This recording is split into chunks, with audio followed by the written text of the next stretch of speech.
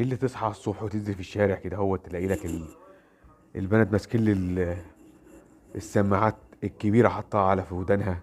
الله.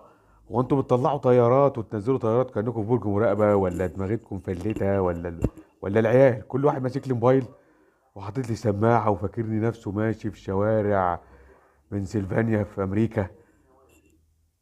تحس كده عيال باهته، بنات تعبانه، مله، عايشين عيش اوروبا. طب ما تسيبوا بقى بيوت اهاليكم بقى وتنزلوا كل واحد ياخد له شقه بقى كده هو بقى ويقعد بقى وبعد كده يشتغل في البنزيمه وقلاطه وفرعنه وحاجه تقرف.